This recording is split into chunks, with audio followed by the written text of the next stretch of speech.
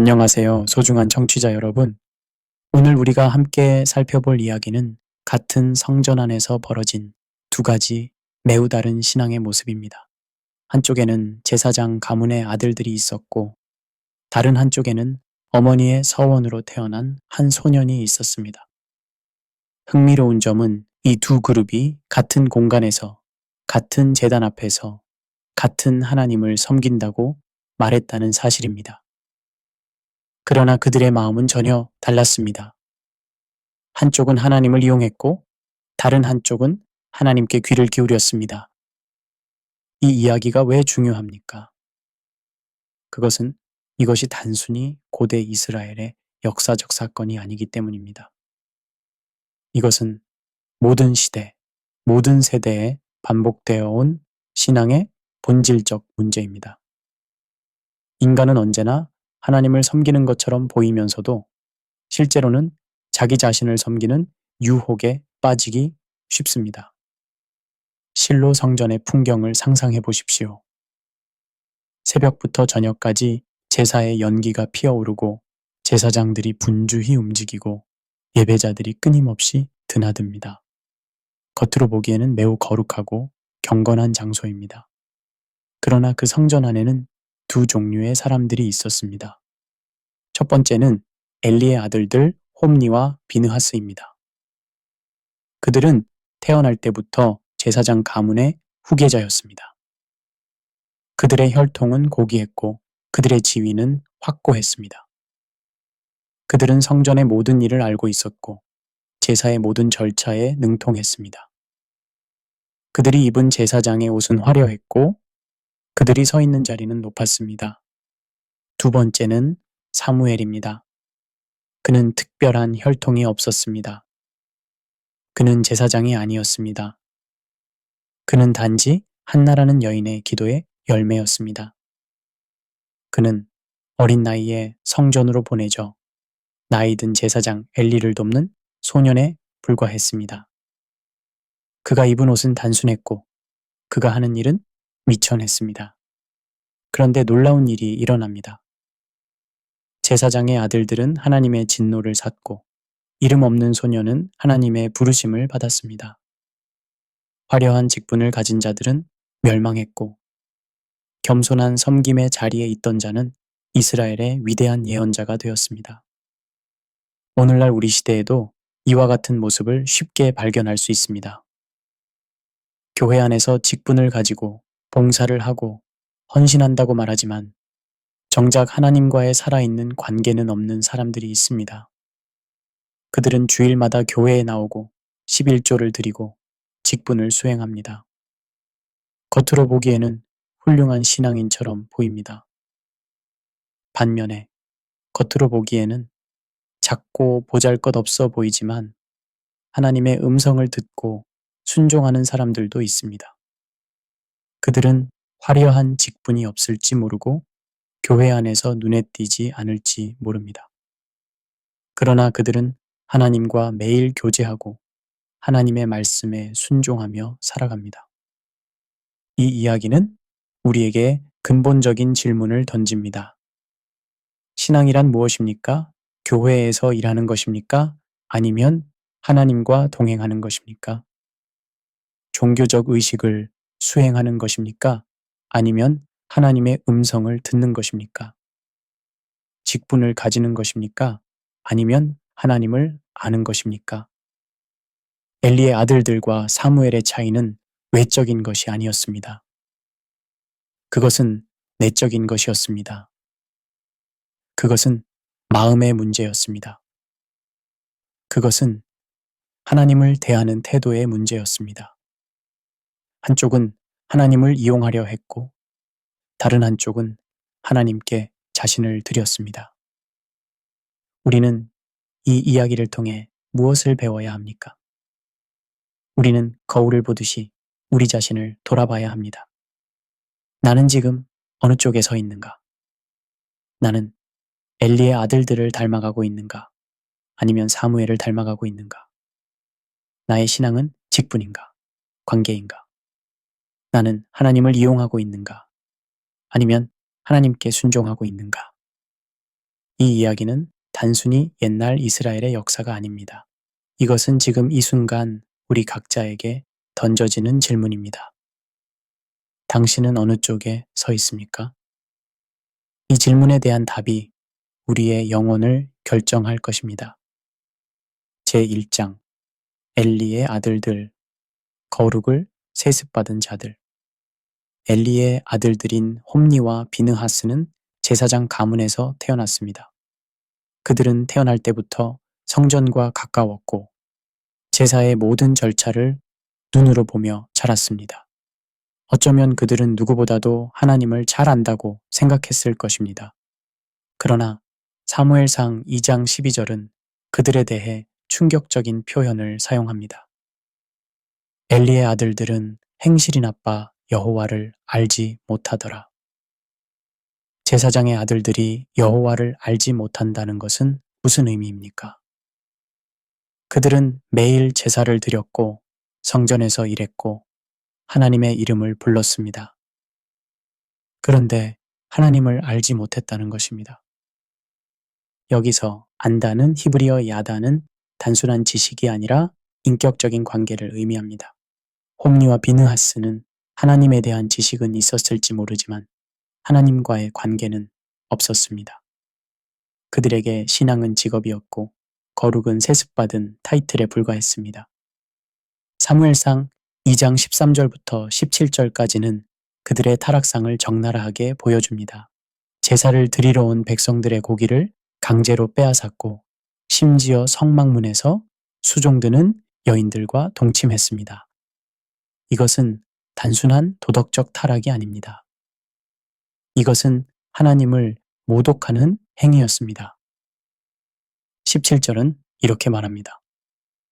이 소년들의 죄가 여호와 앞에 심히 크니 이는 그들이 여호와의 제사를 멸시함이었더라. 그들의 문제는 단순히 부도덕한 것이 아니었습니다. 그들은 하나님의 거룩함 자체를 멸시했습니다.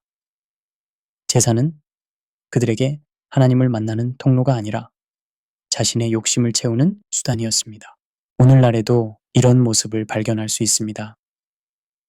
목회를 세습하고 교회를 사유화하고 하나님의 이름으로 자신의 욕심을 채우는 지도자들이 있습니다.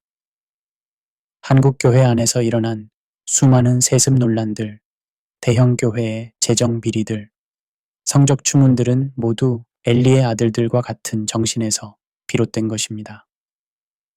특별히 명성교회의 세습 사건은 한국 교회의 부끄러운 역사로 기록되었습니다. 김삼환 목사가 아들 김하나 목사에게 목회를 세습한 것은 성경의 어떤 가르침으로도 정당화될 수 없습니다. 사랑의 교회 역시 오정현 목사에서 아들로의 세습 논란이 있었습니다. 이것은 명백한 성경적 원리의 위배입니다. 신약 성경 어디에도 목회직을 세습하라는 가르침은 없습니다. 오히려 베드로전서 5장 2절과 3절은 맡은 자들에게 주장하는 자세를 하지 말라고 경고합니다. 디모데전서 3장은 감독의 자격을 말할 때 혈통이나 가문이 아니라 성품과 신앙을 기준으로 제시합니다. 제2장 사무엘 듣는 귀를 가진 소년. 사무엘의 이야기는 전혀 다른 방식으로 시작됩니다. 그는 제사장 가문 출신이 아니었습니다. 그의 어머니 한나는 불임 여인이었고 고통 중에 하나님께 서원했습니다. 만일 주께서 나에게 아들을 주시면 그의 평생을 주께 드리겠나이다. 사무엘은 젖을 뗀 후 성전으로 보내졌습니다. 그는 아주 어린 나이에 엘리를 도와 성전을 섬겼습니다. 그런데 사무엘상 2장 18절은 의미심장한 표현을 사용합니다. 사무엘이 어렸을 때에 세마포 에봇을 입고 여호와 앞에서 섬기더라. 여기서 중요한 것은 여호와 앞에서라는 표현입니다. 사무엘은 사람 앞에서가 아니라 하나님 앞에서 섬겼습니다. 그의 봉사는 누군가에게 보이기 위한 것이 아니었습니다. 그는 하나님을 의식하며 살았습니다. 사무엘상 3장은 사무엘이 하나님의 음성을 처음 들었던 밤을 기록합니다. 하나님께서 그를 부르셨을 때 그는 처음에는 그것이 엘리의 음성인 줄 알았습니다. 세 번째 부르심 후에야 엘리는 깨달았습니다. 여호와께서 이 아이를 부르신다. 엘리는 사무엘에게 이렇게 가르쳤습니다. 만일 너를 부르시거든 네가 말하기를 여호와여 말씀하옵소서 주의 종이 듣겠나이다 하라. 그리고 사무엘은 정확히 그렇게 했습니다. 말씀하옵소서 주의 종이 듣겠나이다. 이 짧은 문장 속에 사무엘의 신앙이 모두 담겨 있습니다. 그는 자신을 종이라고 불렀습니다. 그는 듣는 자세를 가졌습니다. 그는 하나님께서 먼저 말씀하시기를 기다렸습니다. 엘리의 아들들과 사무엘의 차이는 바로 여기에 있습니다. 엘리의 아들들은 하나님께 말하지 않았고 하나님의 말씀도 듣지 않았습니다. 그들은 그저 종교적 의식을 수행했을 뿐입니다. 반면 사무엘은 하나님과 대화했습니다. 그는 하나님의 음성을 듣고 순종했습니다. 사무엘상 3장 99절은 이렇게 증언합니다. 사무엘이 자라매 여호와께서 그와 함께 계시니 그의 말이 하나도 땅에 떨어지지 아니하매. 하나님께서 사무엘과 함께 하셨다는 것은 무엇을 의미합니까? 그것은 사무엘이 하나님의 임재 가운데 살았다는 뜻입니다. 제3장 직분의 신앙 대비 관계의 신앙. 엘리의 아들들과 사무엘의 차이를 한마디로 표현하면 직분의 신앙과 관계의 신앙입니다. 이 두 가지는 겉으로 보기에는 비슷해 보일 수 있지만 본질적으로 완전히 다릅니다. 직분의 신앙은 무엇입니까? 그것은 하나님과의 관계를 직책이나 역할로 대체하는 것입니다. 나는 장로입니다. 나는 집사입니다. 나는 목사입니다. 라고 말하지만 정작 하나님과의 인격적인 교제는 없는 것입니다. 엘리의 아들들은 제사장이었습니다. 그들의 정체성은 그들의 직분에서 나왔습니다. 그들은 우리는 제사장이다 라고 말할 수 있었지만 우리는 하나님을 사랑한다 라고는 말할 수 없었습니다. 그들에게 신앙은 직업이었고 성전은 일터였습니다. 관계의 신앙은 무엇입니까? 그것은 하나님을 인격적으로 알고 그분과 살아있는 교제를 나누는 것입니다. 사무엘은 특별한 직분이 없었습니다. 그는 그저 성전에서 섬기는 어린 소년이었습니다. 그러나 그는 하나님의 음성을 들었고 하나님과 대화했습니다. 예수님께서도 이 문제를 다루셨습니다. 마태복음 7장 21절부터 23절에서 예수님은 경고하십니다. 나더러 주여 주여 하는 자마다 다 천국에 들어갈 것이 아니요 다만 하늘에 계신 내 아버지의 뜻대로 행하는 자라야 들어가리라. 그날에 많은 사람이 나더러 이르되 주여 주여 우리가 주의 이름으로 선지자 노릇하며 주의 이름으로 귀신을 쫓아내며 주의 이름으로 많은 권능을 행하지 아니하였나이까 하리니 그때에 내가 그들에게 밝히 말하되 내가 너희를 도무지 알지 못하니 불법을 행하는 자들아 내게서 떠나가라 하리라. 여기서 내가 너희를 도무지 알지 못하니 라는 말씀이 중요합니다. 그들은 예수님의 이름으로 많은 일을 했습니다. 선지자 노릇도 했고 귀신도 쫓아냈고 권능도 행했습니다. 그러나 예수님은 그들을 알지 못한다고 하십니다. 왜냐하면 그들과 예수님 사이에 진정한 관계가 없었기 때문입니다. 오늘날 한국교회 안에서 우리는 얼마나 많은 직분의 신앙을 봅니까? 장로, 집사, 권사라는 직분을 가지고 있지만 정작 매일 하나님과 교제하지 않는 사람들이 얼마나 많습니까? 주일에는 교회에 나가지만 나머지 6일 동안은 하나님을 의식하지 않고 사는 사람들이 얼마나 많습니까? 심지어 목회자들 중에서도 이런 모습을 발견합니다. 설교는 하지만 기도하지 않고, 성경을 가르치지만 말씀대로 살지 않고, 교회를 운영하지만 하나님의 음성을 듣지 않는 목회자들이 있습니다. 이것은 엘리의 아들들과 다를 바가 없습니다. 제4장 재물을 멸시한 자들. 사무엘상 2장은 엘리의 아들들이 어떻게 제사를 멸시했는지 구체적으로 보여줍니다. 그들의 죄는 단순히 도덕적 타락이 아니었습니다. 그들은 하나님께 드리는 제사 자체를 모독했습니다. 당시 율법에 따르면 제사를 드릴 때 기름을 태운 후에 제사장의 몫을 취하도록 되어 있었습니다. 그런데 홈리와 비느하스는 기름을 태우기 전에, 즉 하나님께 드리기도 전에 자기들이 원하는 고기를 강제로 빼앗았습니다. 2장 55절과 66절의 장면은 충격적입니다.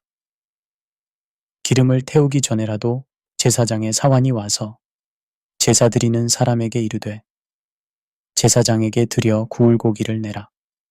그가 내게 삶은 고기를 원하지 아니하고 날 것을 원하신다 하다가 그 사람이 이르되 반드시 먼저 기름을 태운 후에 네 마음에 원하는 대로 가지라 하면 그가 말하기를 아니라 지금 내게 내라. 그렇지 아니하면 내가 억지로 빼앗으리라 하였으니. 이것이 의미하는 바는 무엇입니까? 그들은 하나님보다 자신들을 먼저 생각했습니다. 하나님의 목보다 자신들의 욕심을 우선했습니다. 그들에게 제사는 하나님을 섬기는 것이 아니라 자신들의 배를 채우는 수단이었습니다. 17절은 이렇게 선언합니다. 이 소년들의 죄가 여호와 앞에 심히 크니 이는 그들이 여호와의 제사를 멸시함이었더라. 하나님께서 보시기에 그들의 죄는 심히 컸습니다. 왜냐하면 그들은 하나님과 인간을 중재하는 제사장으로서 오히려 사람들이 하나님께 나아오는 것을 방해했기 때문입니다. 오늘날 한국 교회 안에서도 이와 유사한 모습을 봅니다.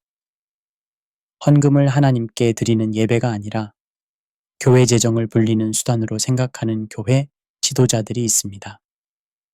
11조와 헌금으로 사치를 하고 명품을 사고 고급 자동차를 타는 목회자들이 있습니다.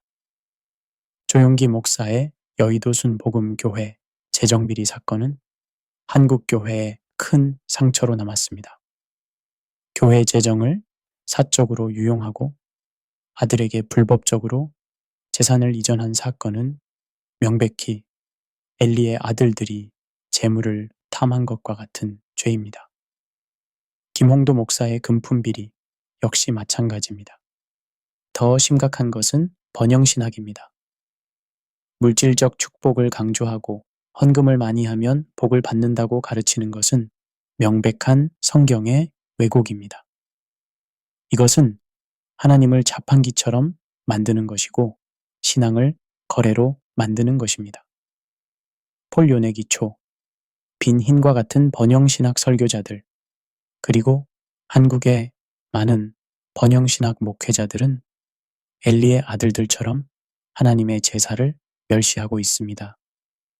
제5장 성전을 더럽힌 자들. 엘리의 아들들의 죄는 재물을 탐한 것에서 그치지 않았습니다.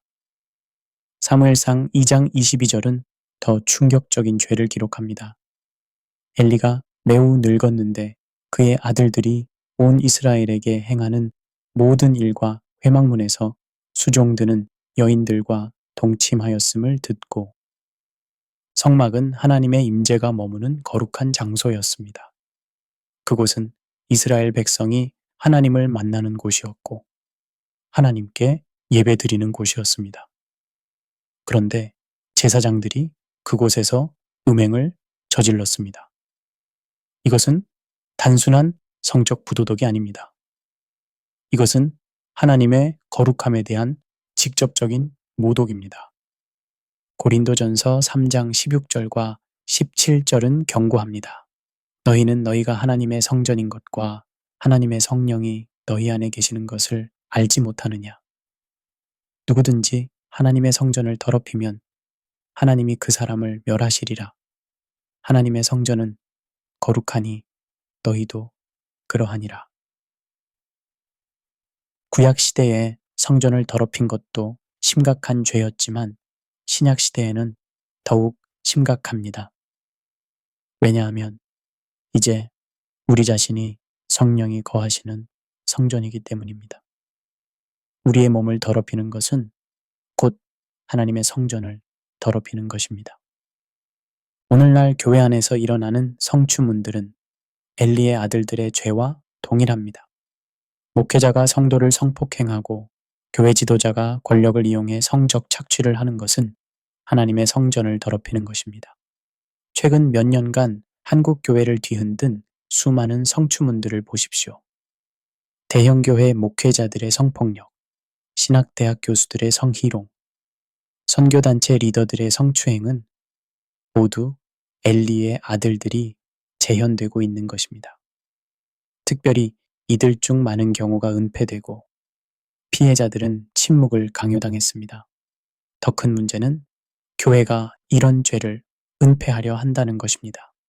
교회의 명예를 지킨다는 명목으로 가해자를 보호하고 피해자를 침묵시키는 것은 하나님 앞에서 용납될 수 없는 죄입니다. 엘리도 아들들의 죄를 알았지만 적절히 징계하지 않았고 그 결과 하나님의 심판을 받았습니다. 제6장 말씀하옵소서 주의 종이 듣겠나이다. 사무엘상 3장은 사무엘이 하나님의 음성을 처음 들었던 밤의 이야기를 기록합니다. 이 장면은 진정한 신앙이 무엇인지를 아름답게 보여줍니다. 3장 1절은 의미심장한 배경 설명으로 시작합니다. 아이 사무엘이 엘리 앞에서 여호와를 섬길 때에는 여호와의 말씀이 희귀하여 이상이 흔히 보이지 않았더라. 당신은 영적으로 암흑기였습니다. 하나님의 말씀이 희귀했고 계시가 없었습니다. 왜 그랬습니까? 3장 13절에 그 이유가 나옵니다. 하나님께서 엘리에게 말씀하십니다. 내가 그의 집을 영원토록 심판하겠다고 그에게 말한 것은 그가 하는 죄악 때문이니 이는 그가 자기의 아들들이 저주를 자청하되 금하지 아니하였음이니라. 엘리의 아들들의 죄 때문에 하나님의 말씀이 막혔던 것입니다. 그러나 하나님은 사무엘을 통해 다시 말씀하기 시작하셨습니다. 3장 4절부터 10절까지는 하나님께서 사무엘을 부르시는 장면입니다. 3번이나 사무엘을 부르셨고 4번째에 사무엘은 응답했습니다. 여호와여 말씀하옵소서 주의 종이 듣겠나이다. 이 한 문장이 사무엘의 전 생애를 정의합니다. 그는 자신을 종이라고 불렀습니다. 그는 듣겠다고 말했습니다. 그는 하나님께서 먼저 말씀하시기를 기다렸습니다. 엘리의 아들들과 사무엘의 차이가 여기에 있습니다. 엘리의 아들들은 하나님의 음성을 듣지 않았습니다. 그들은 자기들이 원하는 것을 취했고 자기들이 하고 싶은 대로 했습니다. 그들에게는 하나님께 귀 기울이는 자세가 없었습니다.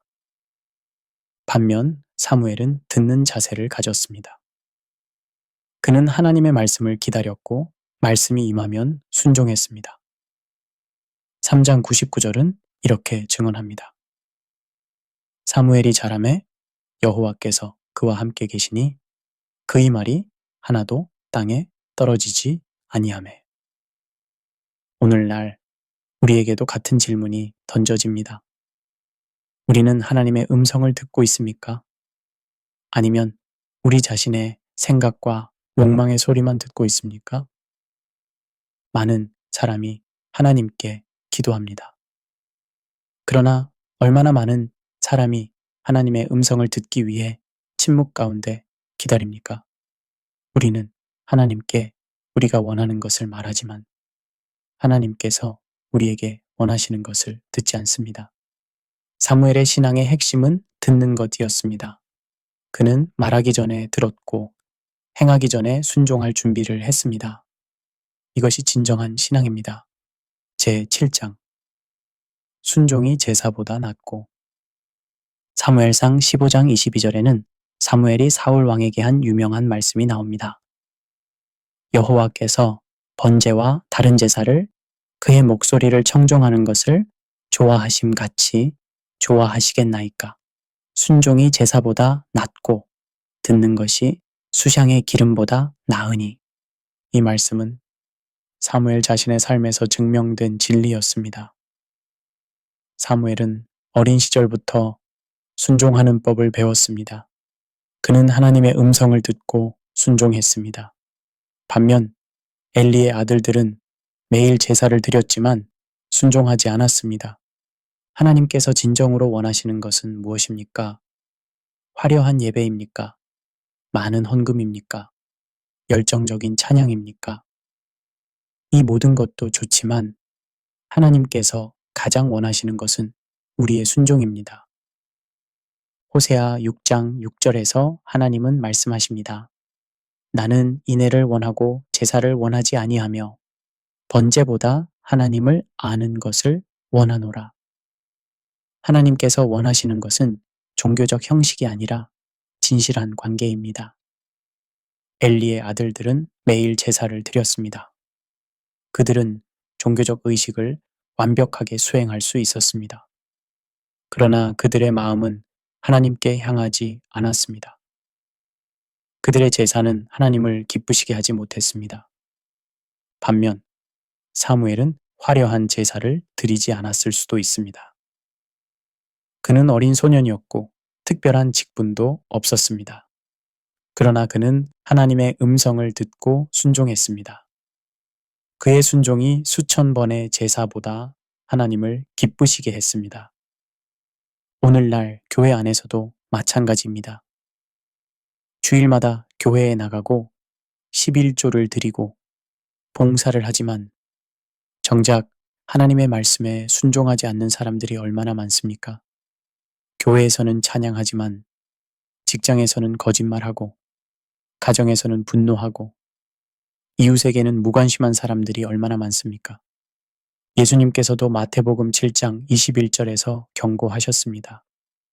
나더러 주여 주여 하는 자마다 다 천국에 들어갈 것이 아니요 다만 하늘에 계신 내 아버지의 뜻대로 행하는 자라야 들어가리라. 주님을 부르는 것만으로는 충분하지 않습니다. 주님의 뜻에 순종해야 합니다. 순종은 때로 어렵습니다. 순종은 우리의 욕망을 내려놓는 것을 의미하고 우리의 계획을 포기하는 것을 의미할 수 있습니다. 그러나 진정한 신앙은 순종에서 시작됩니다. 사무엘이 말씀하옵소서 주의 종이 듣겠나이다 라고 말했을 때 그는 이미 순종할 준비가 되어 있었습니다. 제8장 하나님의 심판과 경고 엘리의 집안에 대한 하나님의 심판은 피할 수 없었습니다. 사무엘상 2장 27절부터 36절에는 한 선지자가 엘리에게 전한 하나님의 말씀이 기록되어 있습니다. 하나님께서는 엘리의 집안을 심판하시겠다고 선언하셨습니다. 2장 29절에서 하나님은 엘리를 책망하십니다. 너희는 어찌하여 내가 명령한 나의 제물과 예물을 멸시하며 네 아들들을 나보다 더 중히 여겨 내 백성 이스라엘이 드리는 가장 좋은 것으로 스스로 살찌게 하느냐. 엘리의 죄는 무엇이었습니까?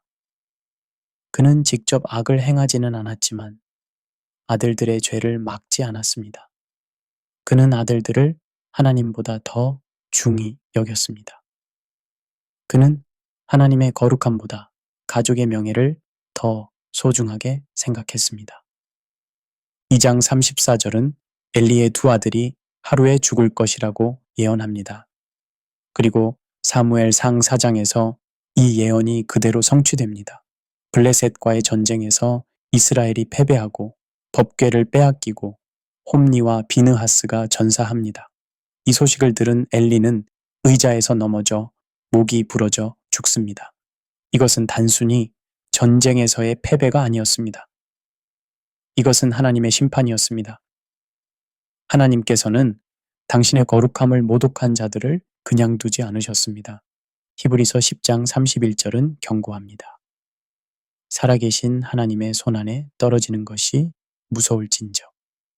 하나님은 사랑의 하나님이시지만 동시에 거룩하신 하나님이십니다.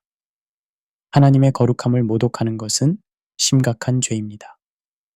오늘날 한국교회는 이 경고를 들어야 합니다.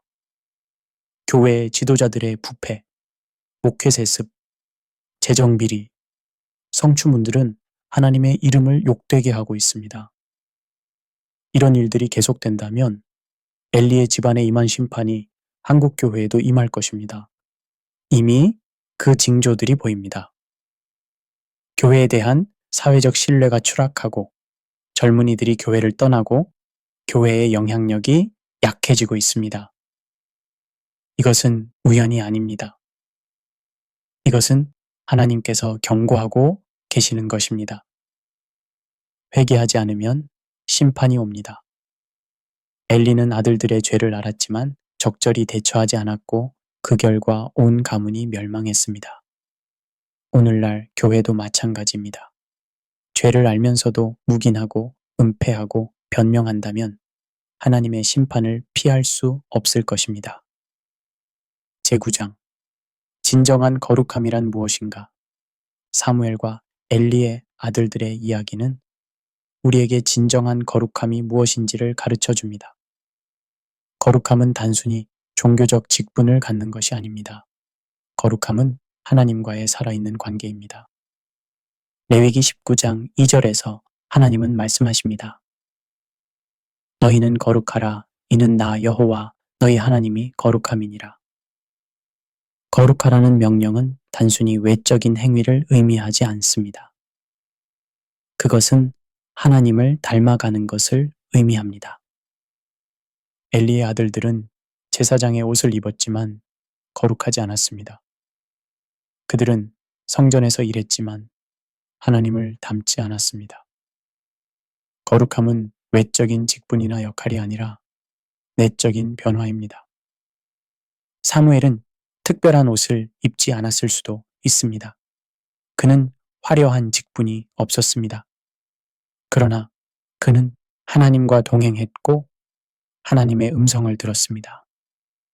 그의 삶 자체가 거룩함이었습니다. 베드로전서 2장 9절은 모든 신자들에게 말합니다.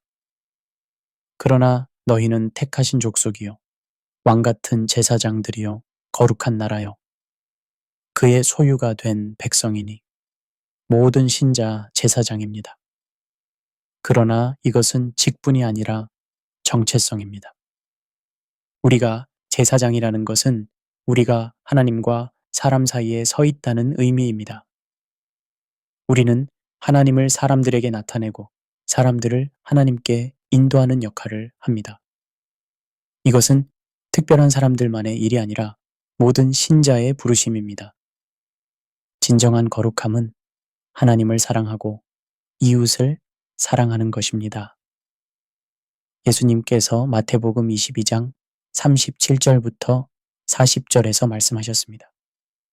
내 마음을 다하고 목숨을 다하고 뜻을 다하여 주 너의 하나님을 사랑하라.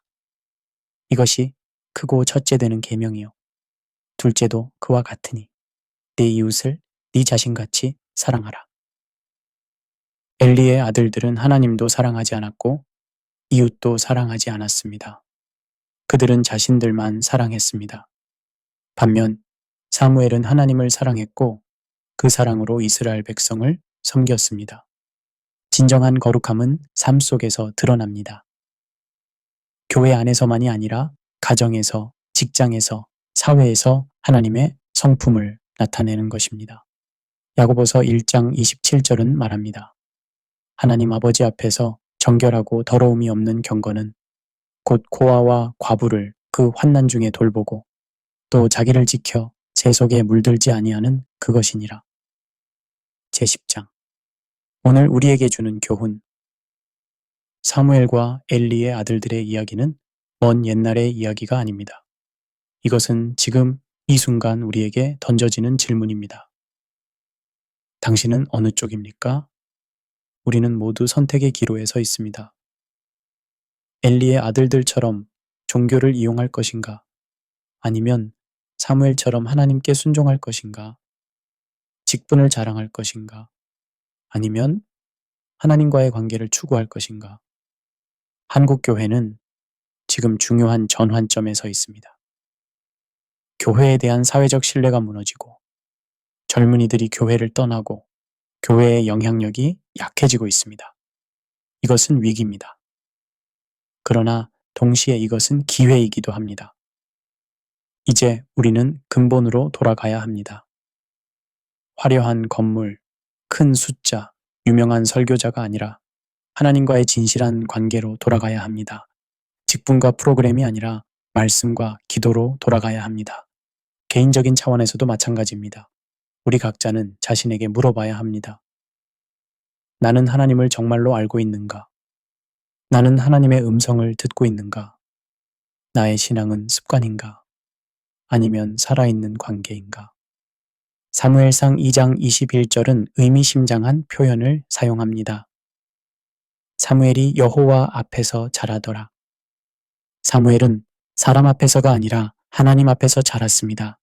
그의 성장은 외적인 것이 아니라 내적인 것이었습니다. 우리도 하나님 앞에서 자라야 합니다. 사람들의 인정이나 칭찬이 아니라 하나님의 기쁨을 구해야 합니다. 교회 안에서의 지위가 아니라 하나님과의 친밀함을 추구해야 합니다. 고린도후서 13장 5절은 권면합니다. 너희가 믿음 안에 있는가? 너희 자신을 시험하고 너희 자신을 확증하라.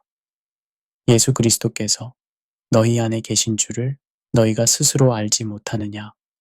그렇지 않으면 너희는 버림받은 자니라. 우리는 스스로를 점검해야 합니다. 우리의 신앙은 진짜입니까? 가짜입니까? 우리는 하나님과 진정한 관계를 맺고 있습니까?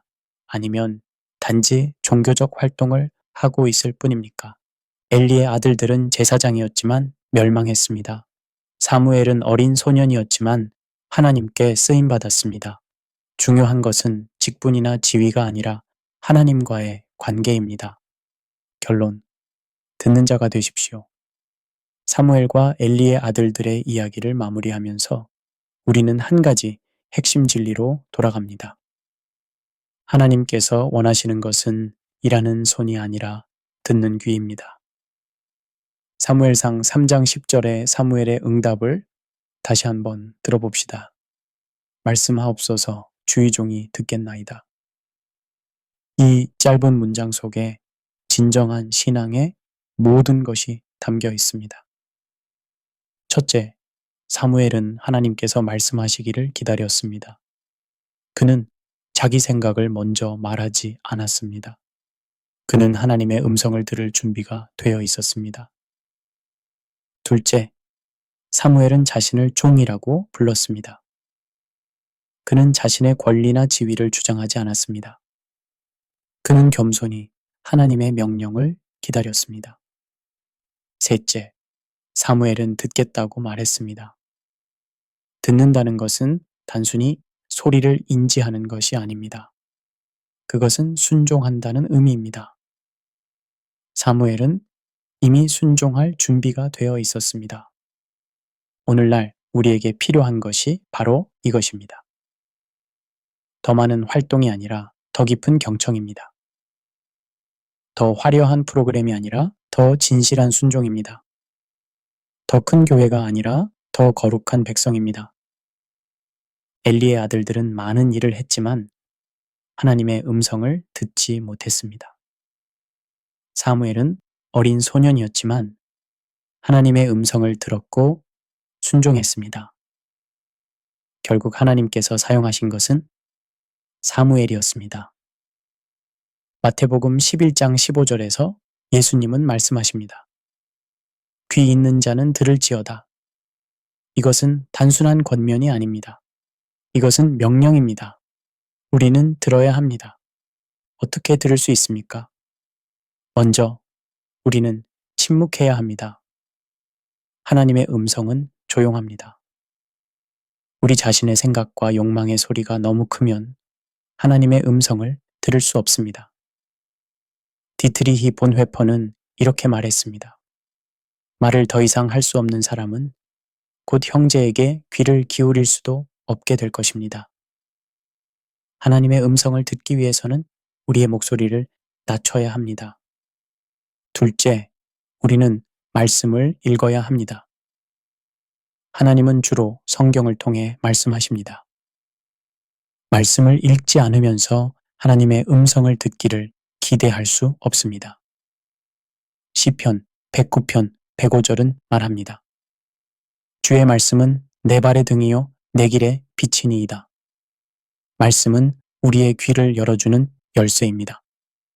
셋째, 우리는 순종해야 합니다.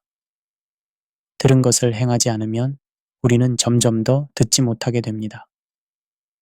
야고보서 1장 22절은 경고합니다. 너희는 말씀을 행하는 자가 되고 듣기만 하여 자신을 속이는 자가 되지 말라. 순종은 더 깊은 계시의 문을 여는 열쇠입니다. 넷째, 우리는 기다려야 합니다. 하나님의 음성은 우리의 일정표에 따라오지 않습니다. 사무엘도 여러 번의 부르심 후에야 하나님의 음성을 알아차렸습니다. 우리는 성급하게 답을 구하지 말고 하나님의 때를 기다리는 인내가 필요합니다. 이사야 40장 31절은 약속합니다. 오직 여호와를 앙망하는 자는 새 힘을 얻으리니. 다섯째, 우리는 겸손해야 합니다. 교만한 마음은 하나님의 음성을 차단합니다. 엘리의 아들들이 하나님의 음성을 듣지 못한 이유 중 하나는 그들의 교만이었습니다.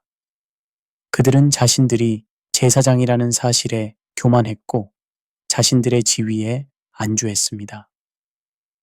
반면 사무엘은 자신을 종이라고 불렀습니다. 야고보서 4장 6절은 말합니다. 하나님은 교만한 자를 대적하시되 겸손한 자에게는 은혜를 주시느니라.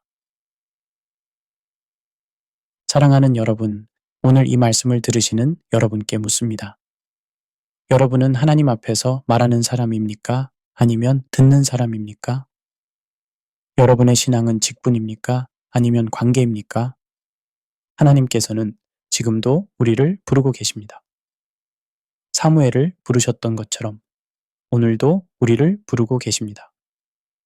문제는 우리가 듣고 있는가입니다. 세상의 소음, 우리 자신의 욕망, 다른 사람들의 기대, 이 모든 것들이 하나님의 음성을 가립니다. 오늘, 지금 이 순간 사무엘처럼 응답하십시오. 말씀하옵소서.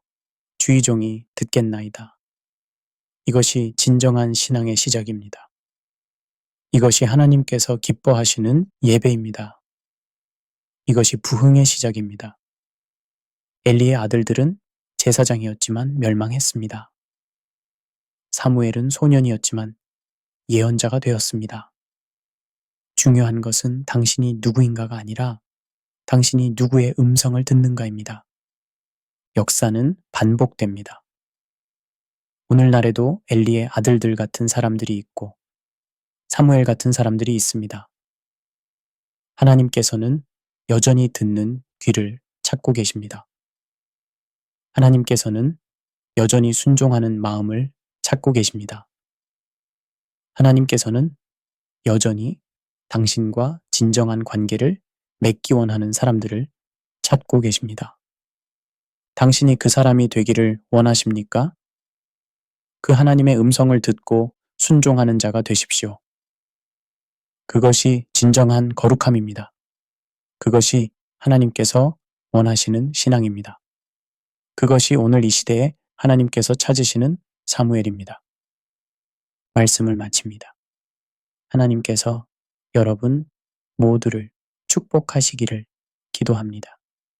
감사합니다.